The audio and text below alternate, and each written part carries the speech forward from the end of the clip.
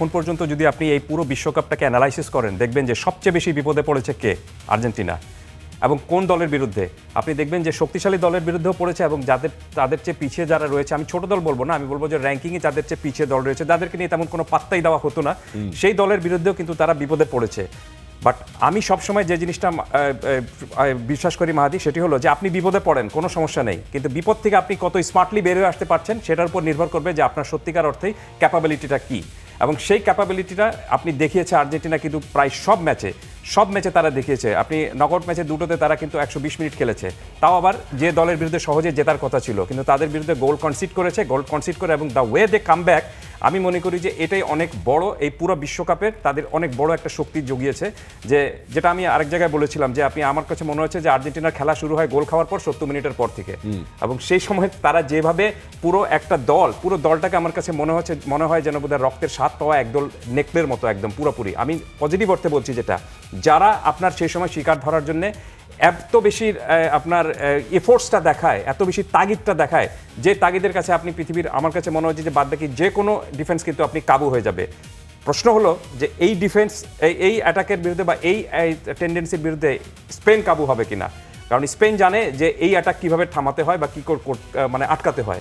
এই কারণে আপনি দেখবেন যে এখন পর্যন্ত আর্জেন্টিনা হয়তো সবচেয়ে বেশি গোল করেছে, 19টা গোল করেছে, তাদের যতগুলো বিশ্বকাপ হয়েছে সবচেয়ে বেশি গোল তারা করেছে। একইভাবে আপনার সবচেয়ে কম গোলও খেয়েছে এবারের বিশ্বকাপে স্পেন। তার মানেটা কি? মানেটা হলো যে তারা জানে যে কিভাবে ডিফেন্সটুকু রাখতে হয়, কিভাবে ক্রিয়েট করতে হয়।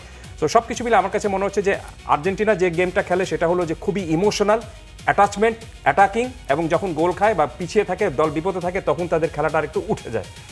আর অন্যদিকে স্পেন যেটি হলো যে Spain they don't believe in a man, যেটা মামুন বললেন যে তারা কিন্তু কোনো একক কোনো নায়কের উপর বা একক কোনো খেলোয়াড়ের উপর নির্ভর করে না, তারা কিন্তু অ্যাজ এ হোল খেলে, as a team.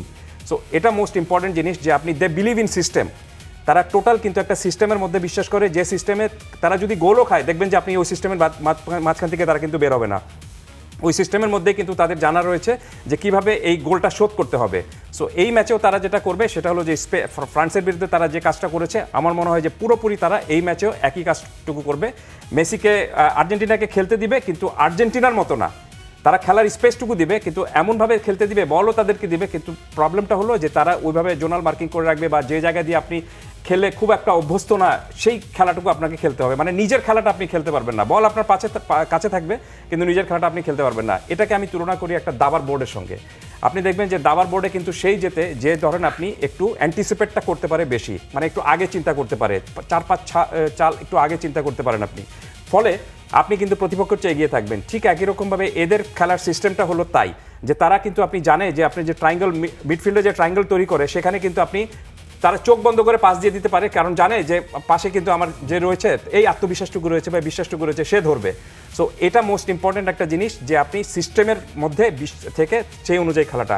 R Argentina অত সিস্টেমে কিছু বিশ্বাস করে না, কারণটা হলো যে তারা ধরেন আপনি যেটা গোল না খাওয়া পর্যন্ত তাদের খেলাটুকু উঠে না। আর আমি জানি না যে স্পেনের বিরুদ্ধে আপনার যখন তারা গোল খেয়ে যাবে, তখন সেই গোল শোধ করার তারা যতই চেষ্টা করুক না কেন, আমার মনে হয় যে এবার তারা খুব সম্ভবত they will face the real music.